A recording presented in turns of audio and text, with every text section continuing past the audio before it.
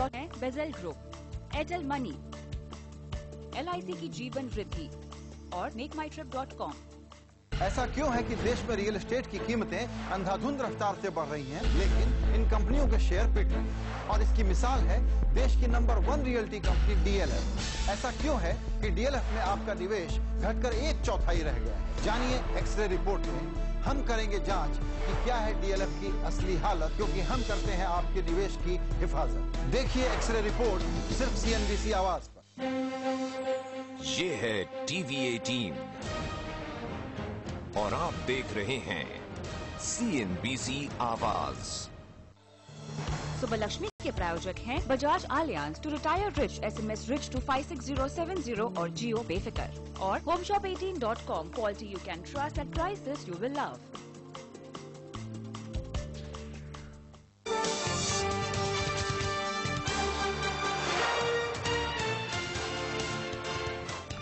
नमस्कार, सुबलक्ष्मी में आपका स्वागत है। मैं हूं नेहा आनंद। कल की गिरावट आज बाजार को थोड़ी राहत मिल सकती है। अमेरिका में गिरावट के बावजूद एशियाई बाजार मजबूती के साथ खुले हैं। उधर कच्चे तेल में नरमी से भी बाजारों को कुछ राहत मिलेगी। ऐसे माहौल में कहां बनेगा पैसा, शो में आगे हम आपको बताएंगे, लेकिन शुरुआत करते हैं हेडलाइंस के साथ।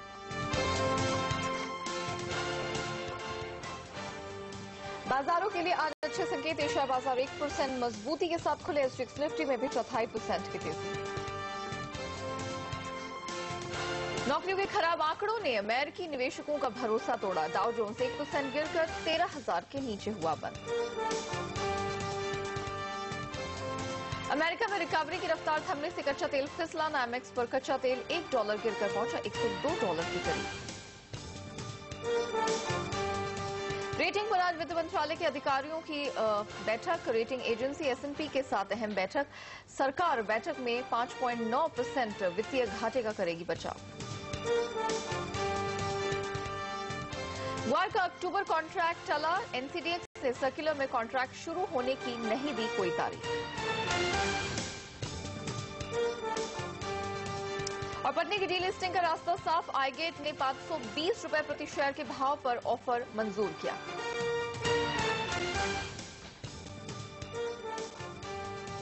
एक बेहतरीन शुरुआत आज हम मंगलवार की सुबह SGX निफ्टी और एशियाई बाजारों में देख रहे हैं। कल हमने देखा था कि क्योंकि शुक्रवार को यहां खराब आंकड़े अमेरिका के जॉब्स डेटा को निकलकर आए थे, उम्मीद से बेहतरीन प्रदर्शन वहां नहीं हो पाया था। इसके चलते हमने देखा था एशियाई बाजार गिरावट के साथ खुले थे, लेकिन क्योंकि हमने देखा कि अमेरिकी बाजार है वो कल खुले थे, तो रिएक्शन बाद में वहां पर निकल कर आया। लेकिन आज हम देख रहे हैं कि जो एशियाई बाजार हैं एक बाउंस बैक वापस दिखा रहे हैं, क्योंकि कल की गिरावट एक तरह से अब्सॉर्ब हो चुकी है। आज हम देख रहे हैं 1% की मजबूती दिखाई दे रही है ओवरऑल मार्केट्स में।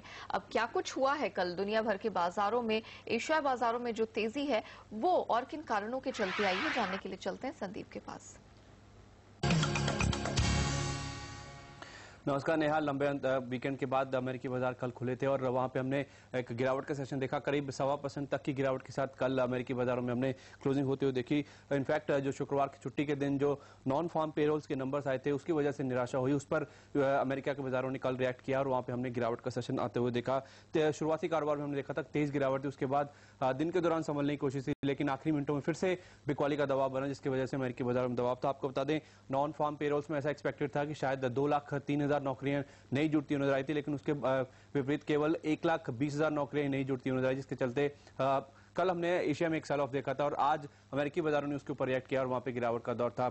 इसके बाद हमने देखा कि जो US फेड के चेयरमैन हैं बेन बर्नांके, उनका ऐसा कहना था कि मॉनेटरी पॉलिसी के साथ साथ जो देश में फाइनेंशियल स्टेबिलिटी है वो भी काफी ज्यादा जरूरी है। उनका ये भी कहना था कि 3.5 साल के लंबे मशक्कत के बाद भी हम देख रहे हैं कि देश में अभी भी पूरी तरह से जो रिकवरी है उससे देश काफी दूर नजर आता है। आइए सुन लेते हैं बेन बर्नांके का क्या कहना था।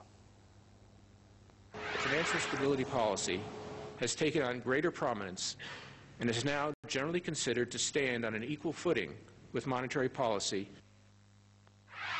About 3.5 years have passed since the darkest days of the financial crisis, but our economy is still far from fully recovered from its effects. The heavy human and economic costs of the crisis underscore the importance of taking all necessary steps to avoid a repeat of the events of the past few years. तो कहीं ना कहीं बर्नांकी के बयानों से भी ऐसा निकल के सामने आया कि शायद जो मॉनेटरी ईजिंग है वो फर्दर नहीं होती नजर आएगी, QE3 की होप्स वो डैश होती नजर आई, तो उसकी वजह से भी शायद बाजार कहीं ना कहीं मायूस हुए थे और अमेरिका में कल हमने सेल ऑफ बनते हुए देखा था। यूरोपीय बाजार हालांकि कल ईस्टर हॉलिडे के चलते बंद थे, वहां से कोई क्यूज नहीं है, लेकिन एशियाई बाजारों में आज हम देख रहे हैं कि कल के सेल ऑफ के बाद आज एक अच्छी शुरुआत हुई है। निक्केई कॉस्पी में आधे % के आसपास की तेजी है और ताइवान में करीब 1% के आसपास की तेजी। आज चाइना से की डेटा निकल के सामने आने वाले, वहां पे ट्रेड डेटा आने वाले हैं। उसके साथ साथ बैंक ऑफ जापान की भी आज एक बैठक होने वाली है, पॉलिसी बैठक होने वाली है। उसके पहले यहाँ पे हम देख रहे हैं कि एशियाई बाजारों में तेजी के साथ कारोबार हो रहा है। एसजीएक्स निफ्टी भी ऐसे संकेत दे रहा है कि शायद करीब 1/4% के आसपास की तेजी के साथ भारतीय बाजारों में आज शुरुआत हो सकती है। बिल्कुल, और जिस तरह एशिया बाजारों की शुरुआत यहां पर हुई है, उसी की तर्ज पे कमोडिटी बाजार भी कुछ मजबूती दिखाने में कामयाब रहे हैं। हालांकि कल का सत्र बहुत अच्छा सोने, चांदी या कच्चे तेल के लिए साबित नहीं हुआ। सोना कुछ ऑफकोर्स हल्की बढ़त लेकर बंद होने में कामयाब रहा और आज भी हम देख रहे हैं 1/4% की ही तेजी यहां पर देखी जा रही है।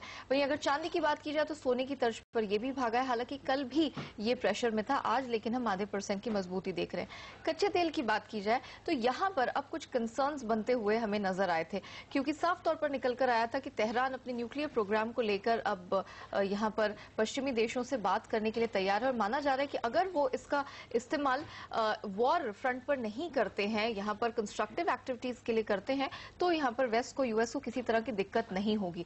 तो इसके चलते जो सप्लाई कंसर्न्स बन रहे थे वो काफी ईज ऑफ होते हुए नजर आए हैं और यही वजह थी कि हमने कच्चे तेल को 7 हफ्ते के लोज तक गिरते हुए देखा। आज हालांकि हम देख रहे हैं कुछ उठने की कोशिश दिख रही है लोअर लेवल से, लेकिन फिलहाल बिल्कुल सपाट कारोबार है। $103 के नीचे नाइमेक्स पर कच्चा तेल है और अगर ब्रेंट की बात की जाए तो वो अब भी $123 के नीचे बरकरार है।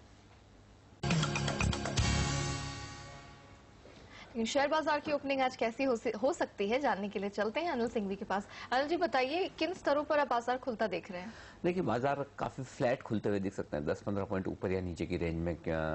आज संकेत आप देखें तो मिले जुले नजर आ रहे हैं, जहां एक और अमेरिका में जो कमजोरी हुई उसका काफी हद तक भारतीय बाजारों को कल अंदाजा था और उसी वजह से हमारे यहाँ पर आखिरी 1-1.5 घंटे में काफी अच्छा खासा सेल ऑफ देखने को मिला था। तो कमजोरी भारतीय बाजारों में ऑलरेडी है, लेकिन चूंकि आज एशियाई बाजारों से थोड़े पॉजिटिव संकेत आते हुए दिख रहे हैं, तो ऐसे में मामूली तेजी के साथ या फिर फ्लैट शुरुआत होने के संकेत मिलते हुए दिख रहे हैं, लेकिन बहुत ज्यादा तेजी टिकेगी इसकी संभावना कम नजर आ रही है। और उसकी वजह यह कि एक और जहां पर ग्लोबल मार्केट्स के संकेत कमजोर हैं, वहीं दूसरी ओर यहां पर भारतीय बाजारों में भी एफआईज और डोमेस्टिक फंड्स की तरफ से बिकवाली के आंकड़े आते हुए दिख रहे हैं, जो कि थोड़े से नर्वस करने वाले हैं। अब यहां पर 5300 के पार जाकर टिक पाना बाजार के लिए थोड़ा सा मुश्किल होगा, तो वो लेवल डे ट्रेडर्स को ध्यान में रखना चाहिए कि उसके ऊपर बाजार निकले तो फ्रेश तेजी करने के मौके होंगे। अदरवाइज आज जो उछाल मिले उसमें उन लेवल पर आपको थोड़ी सी बिकवाली करनी चाहिए, वो सिर्फ इंट्राडे के लिए। लेकिन अगर आप खरीदारी का मौका ढूंढ रहे हैं तो ऐसे में 5200 और उसके नीचे ये लेवल ऐसे हैं निफ्टी पर, जहां पर आज आपके लिए खरीदारी के बेहतरीन मौके हो सकते हैं। और हो सकता है आज नहीं तो अगले 2-3 ट्रेडिंग सेशन में कभी भी बाजार एक आपको बाउंस बैक देने की कोशिश करे। इस लेवल की अहमियत इसलिए भी है क्योंकि 5150 से 5200 की रेंज में बाजार ने काफी स्ट्रॉन्ग सपोर्ट पिछली बार भी लिया है और एक अच्छा वहां पर खरीदारी का रुझान बनता हुआ नजर आ रहा है। तो ऐसे में बेहतर ही होगा कि आज इंट्राडे में किसी तरह की कमजोरी हो तो लोअर लेवल पर खरीदारी करने की रणनीति बनाएं। लेकिन ओवरऑल ऐसा लग रहा है कि बाजार में आज आपको ट्रेड दोनों ही तरफ तेजी और मंदी के साथ देखने को मिल सकता है। और एसएनपी भारत की रेटिंग घटाने पर अंतिम फैसला आज ले सकता है। रेटिंग पर रिव्यू के लिए आज एसएनपी की वित्त मंत्रालय के अधिकारियों के साथ अहम बैठक होनी है। इस बैठक में बढ़ता वित्तीय घाटा वित्त मंत्रालय के अधिकारियों की दिक्कत बढ़ा सकता है। मूडीज के साथ पहले हुई बैठक में सरकार ने सब्सिडी पर कंट्रोल के साथ वित्तीय घाटे पर लगाम लगाने का वादा किया था, जिस पर सरकार पूरी तरह विफल रही। इसके साथ सरकार को एसएनपी को 5.9% वित्तीय घाटे पर भी सफाई देनी होगी। सीएनबीसी आवाज पर चल रहा है आईपीएल। आईपीएल के जरिए हम आपको दिन भर बताएंगे इंट्राडे में क्या सौदे करें, पोजिशनल ट्रेडर क्या स्ट्रैटेजी अपनाएं, क्या खरीदें और क्या बेचें, और साथ ही हम बताएंगे लॉन्ग टर्म के लिहाज से कौन से शेयर आपके पोर्टफोलियो में होने चाहिए। यानी दिन भर इंट्राडे, पोजिशनल और लॉन्ग टर्म पिक्स। आवाज पर ये आईपीएल लगातार चलेगा। इस आईपीएल में बाजार के जाने माने दिग्गज हिस्सा लेंगे और देंगे आपको कमाई के टिप्स। लाल वक्त हुआ एक छोटे से ब्रेक का। ब्रेक के बाद हमारी नजर होगी उन शेयरों पर जिनमें खबरों की वजह से हलचल देखने को मिल सकती है। साथ ही कमोडिटी बाजार में क्या हो रही है आपके लिए पेश करेंगे।